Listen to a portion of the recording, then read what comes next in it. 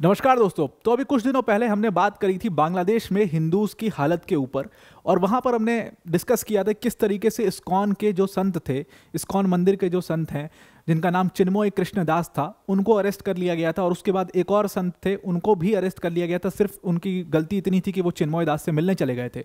ये स्थिति तो वहाँ पर मंदिरों के संत की है, तो आप समझ सकते हो कि नॉर्मल हिंदूज जो होंगे उनकी क्या स्थिति होगी। अब उससे एक नई रिविलेशन सामने आई है, एक नई खबर सामने आई है कि खुद ही जो इस्कॉन मंदिर के वाइस प्रेसिडेंट थे, आपको एक बात और ध्यान में रखना है कि इस्कॉन मंदिर ने एक ट्वीट किया था, और उस ट्वीट में इस्कॉन मंदिर ने खुद को डिस्टेंस कर लिया था चिन्मय दास से। उन्होंने कहा था, इस्कॉन मंदिर ने ट्वीट करके, कि चिन्मय दास का जो भी एक्शंस हैं वो उनके इंडिपेंडेंट एक्शन है, जरूरी नहीं है कि वो आप उसको मंदिर से लिंक करके देखो। सोचो आप कितना प्रेशर होगा कि एक मंदिर के संत रहे चिन्मय दास से आपको खुद को डिस्टेंस करना पड़ा इस्कॉन मंदिर को। लेकिन अब उसी इस्कॉन मंदिर के जो वाइस प्रेसिडेंट हैं जिनका नाम है राधा राम दास, उन्होंने एक ट्वीट किया, और उन्होंने एक ट्वीट करके बताया कि देखो चिन्मय दास जो हैं उनकी स्थिति बहुत खराब है, और स्थिति खराब in the sense judicial representation के मामले से उनकी स्थिति बहुत खराब है। जो चिन्मय दास प्रभु हैं उनकी अभी क्या हुआ था कि उनका एक, आपको पता है कि अभी बेल एप्लीकेशन लगी थी, और 4 दिसंबर को उनकी बेल जो है, उनकी बेल पर सुनवाई होनी थी। तो उसके बारे में डिस्कस करते हुए अब उन्होंने ट्वीट किया राधा राम दास जी ने, जो कि वाइस प्रेसिडेंट हैं इस्कॉन के, और उन्होंने कहा कि लीगल रिप्रेजेंटेशन की क्या स्थिति है बांग्लादेश में। आप इस बात से, इसका अंदाज़ा इसी बात से लगा लो कि जो वकील थे चिन्मय कृष्ण दास के, जिनका नाम था रीगन आचार्य, उनके वकील को बुरी तरीके से मारा पीटा गया था। उनके वकील के जो चेंबर थे उसको वैंडलाइज कर दिया गया था पूरी तरीके से। उसका वीडियो भी उन्होंने डाला था और उसके फुटेजेस भी उन्होंने डाले थे।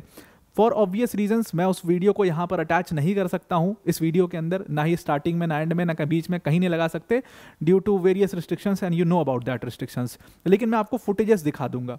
तो यहाँ पर उन्होंने अपना ट्वीट किया, और उस ट्वीट में उन्होंने कहा कि रीगन आचार्य के जो ऑफिस है उसको बुरी तरीके से वैंडलाइज किया गया था इस्लामिस्ट द्वारा, उनको बुरी तरीके से मारा पीटा गया था, और उनके स्टाफ के साथ भी मारपीट की गई थी। और आप साफ साफ ये चीज़ देख सकते हो कि जब उनको मारा पीटा जा रहा है उस वीडियो में, उसके जस्ट पीछे आप जा करके वीडियो सर्च करना यूट्यूब वगैरह पे, आपको दुनिया भर के मिल जाएंगे। उसके पीछे उनका बोर्ड लगा हुआ है जहां पर बंगाली में रीगन आचार्य का नाम भी लिखा हुआ है कि वो उन्हीं का ऑफिस है, और ये लोग ने चिन्मय कृष्ण दास का केस जो है वो हैंडल किया था। उस केस को ये लोग ले रहे थे, डिफेंड कर रहे थे चिन्मय कृष्ण दास को। तो आप समझ सकते हो किस तरीके की हालात वहां पर है। और ये जो लोग मार पीट रहे थे, ये सब नॉर्मल लोग थे, ये वहाँ की नॉर्मल जनता थी, मतलब they were all from the Islamist belief, और वो आकर के एकदम से उन्होंने मारपीट चालू कर दी। अगर आप उनका ट्वीट देखोगे तो इस तरीके से राधा राम दास का अकाउंट है ये, जो कि वाइस प्रेसिडेंट हैं अभी इस्कॉन मंदिर के, उन्होंने ट्वीट किया है चिन्मय कृष्ण प्रभु के जो लॉयर हैं रीगन आचार्य, किस तरीके से उनके ऑफिस को तोड़ा गया है, उनके साथ मारपीट की गई है। ऑब्वियसली वो वीडियो तो मैंने यहाँ पर लगाई नहीं, लेकिन फुटेजेस में आप देख सकते हो ये रीगन आचार्य हैं, और सर पर इनको बुरी तरीके से चोटें आई हुई हैं, पैर में चोटें आई हुई हैं। मतलब ये हालात हैं इस समय पर बांग्लादेश में कि जो संतों को एक तो पकड़ा जा रहा है, उसके बाद पकड़ करके, पहले तो एडमिनिस्ट्रेशन उनके साथ गलत कर रहा है कि पकड़ करके उनको जेल में डाल दे रहा है, और दूसरी चीज़ क्या किया जा रहा है कि एडमिनिस्ट्रेशन के जो गुंडे हैं, खुद एडमिनिस्ट्रेशन तो वर्दी में ये सब काम कर नहीं सकता है, कर भी रहा होगा, जेल में कोई भरोसा नहीं है, लेकिन एडमिनिस्ट्रेशन के जो गुंडे हैं फिर वो जा करके अगर लीगल रेमेडी कोई लेने की कोशिश कर रहा है तो उनके वकीलों को भी जा करके मारा पीटा जा रहा है। ये स्थिति है बांग्लादेश की आज की डेट में। ये तो सिर्फ एक लॉयर की बात बताई है उन्होंने, इसमें कई सारे इंस्टेंसेस हैं, और भी लॉयर्स की बात राधा राम दास ने बोली है। आगे चल करके उन्होंने कहा है कि देखो, जो बेल एप्लीकेशन लगाई गई थी जिस पे 4 दिसंबर को सुनवाई होनी थी, उस बेल एप्लीकेशन को अचानक से, उस बेल हियरिंग को आगे बढ़ा दिया गया, और अब नेक्स्ट डेट जो है वो जनवरी 2, 2025 की दे दी गई है।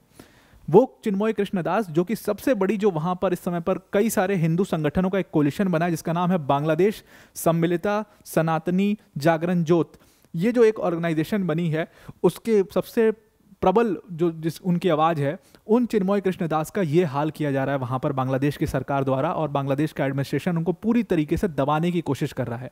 अब आप सोचो कि ये बेल की हियरिंग क्यों आगे बढ़ा दी गई, तो रीज़न इतना था कि उनका लीगल रिप्रेजेंटेशन ही नहीं था, मतलब उनके लॉयर्स ही नहीं थे कि जो जाकर के बेल हियरिंग में अपीयर हो। इस वजह से उनकी जो हियरिंग है उसको जनवरी 2 कर दिया गया है। ये बात राधा राम दास जी ने अपने उसी ट्विटर अकाउंट से की, 2 पोस्ट उन्होंने किए लगातार, और उसके बाद आप सोचो किस लेवल का प्रेशर रहा होगा कि वो पोस्ट करने के कुछ ही घंटों बाद, अगर अभी आप जाकर के इस पोस्ट को चेक करोगे तो ये पोस्ट आपको डिलीटेड मिलेगा। इस पोस्ट को उन्होंने डिलीट कर दिया है। दोनों पोस्ट जो एक के बाद एक उन्होंने किए थे, जिसमें एक पोस्ट में उन्होंने रिवील किया रीगन आचार्य के बारे में। दूसरे पोस्ट में उन्होंने रिवील किया कि लॉयर ही नहीं है, इस वजह से उनकी डेट आगे बढ़ा दी गई। दोनों पोस्ट प्रेशर डाल करके उनको डिलीट करवा दिया गया। ठीक वैसे ही जैसे इस्कॉन मंदिर के ऊपर प्रेशर डाला गया अपने आप को डिस्टेंस करने के लिए चिन्मय कृष्णदास से, ठीक वैसे ही राधा रामदास के ऊपर प्रेशर डाला गया एडमिनिस्ट्रेशन द्वारा अपने पोस्ट को डिलीट करने के लिए, उन्होंने डिलीट कर दिया। लेकिन उन्होंने बहुत सारी बातें उसमें खोल दी हैं उस पोस्ट में। उसी पोस्ट में उन्होंने एक और वकील के बारे में बताया है। राधा रामदास ने बताया कि एक वकील था जिनका नाम था रेमन रॉय। ये वो लॉयर हैं जिन्होंने पहले कुछ केसेस में चिन्मय दास को डिफेंड किया था। तो इनसे भी हम बातचीत कर रहे थे, इनसे भी हमारी बातचीत चल रही थी डिफेंड करने के लिए फिर से। लेकिन तब तक क्या होता है कि इनके साथ भी मारपीट होती है, इनके भी घर को वेंडलाइज कर दिया जाता है बुरी तरीके से। इस्लामिस्ट जो हैं वो नारे लगाते हुए इनके घर के बाहर आ जाते हैं, पत्थरबाजी करते हैं, मारपीट करते हैं। इनको भी बुरी तरीके से मारा पीटा गया और उसकी जितनी वीडियोस थी वो सारी वीडियोस जो है वो डिलीट हो गई, या वो सारी वीडियोस जो है एडमिनिस्ट्रेशन ने डिलीट करवा दी। इस तरीके से जो लोगों ने आसपास के लोगों ने वीडियो भी बनाई थी वो सबके एक एक के फ़ोन लेकर के डिलीट करवा दिया गया। फोटोज तक नहीं है।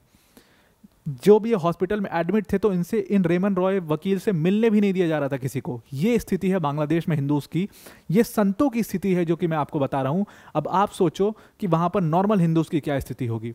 और लोग कंपेयर करते हैं बांग्लादेश को इंडिया से, लोग कंपेयर करते हैं पाकिस्तान को इंडिया से। इसी इंडिया में जब आप जुडिशियल रिप्रेजेंटेशन की बात करते हो तो अजमल कसाब जैसे टेररिस्ट को, जिसने खुलेआम, जिसके ऊपर सारे एविडेंसेस हमारे पास मौजूद थे, सब कुछ था हमारे पास, फिर भी इसी इंडिया के जुडिशियल सिस्टम ने वैसे अजमल कसाब को भी जुडिशियल रिप्रेजेंटेशन दिया और उनका केस लड़ा गया बाकायदे कोर्ट में। और कितना लंबे समय तक उसको पाला पोसा गया इंडिया में, आपको पता ही है, और उसके बाद फांसी हुई। ठीक वैसे ही मसूद अजहर, जो आज जैश ए मोहम्मद का सरगना है मसूद अजहर, उसको पकड़ लिया गया था, उसको जेल में रखा गया था। जेल में वो पूरा मौलाना वाली इमेज बना करके रहता था, ताबीज़ वाबीज़ बांटता था लोगों को कितने अच्छे से। तो ये फ़र्क है इंडिया और बाकी की कंट्रीज़ में। इंडिया जितनी खुश माइनॉरिटीज़ इंडिया में है शायद ही किसी देश में रहेगा। अगर आपको देखना है माइनॉरिटीज़ का हाल क्या देखोगे, मेजॉरिटी का हाल देख लो। आप अफगानिस्तान जाइए, अभी थोड़ी देर पहले हम अफगानिस्तान के वुमेन की राइट की बात कर रहे थे। आप पाकिस्तान चले जाओ, आप बांग्लादेश चले जाओ, आप देख लो हालत क्या है।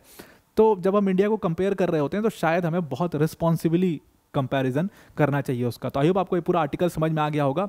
अब वीडियो को एंड करने से पहले अनअकैडमी टीम की तरफ से एक बहुत बड़ी अनाउंसमेंट है कि अनअकैडमी ने अपने 2 कोर्सेस लॉन्च किए हैं, एक 2026 और एक 2027 से रिलेटेड कोर्स है। यहाँ पर आपको प्लस मेंबरशिप के प्राइस दिख रहे हैं और यहाँ पर आइकॉनिक मेंबरशिप के प्राइस दिख रहे हैं। अब अगर आपको ये प्राइसेस ज़्यादा लग रहे हैं तो भी आप इन कोर्सेज को अवेल कर सकते हो। सिर्फ 1200 रुपये पर मंथ के एक बहुत मिनिमल से प्राइस पर आप इन कोर्सेज को ले सकते हो। ये जो नो कॉस्ट EMI का ऑप्शन है, ये आपको डिस्क्रिप्शन में हमने लिंक दी हुई है हमारी वेबसाइट की, वहाँ पर जाओगे आपको सीधा सीधा ये सारे ऑप्शंस दिख जाएंगे। और भी ज़्यादा प्राइसेस के भी ऑप्शन है अगर आपको लेना हो तो। अब ये जो बैच है इसमें आपको अनअकैडमी के टॉप फैकल्टीज जैसे मृणाल सर, प्रतीक सर, सुदर्शन सर जैसी फैकल्टीज़ पढ़ाएंगी। इसमें आपको GS, CSAT, टेस्ट सीरीज सब कुछ कवर कराया जाएगा।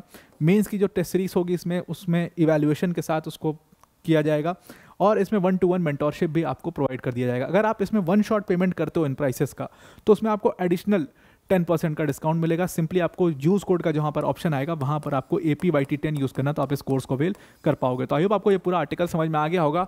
आज के लिए इतना ही। Thank you and have a nice day.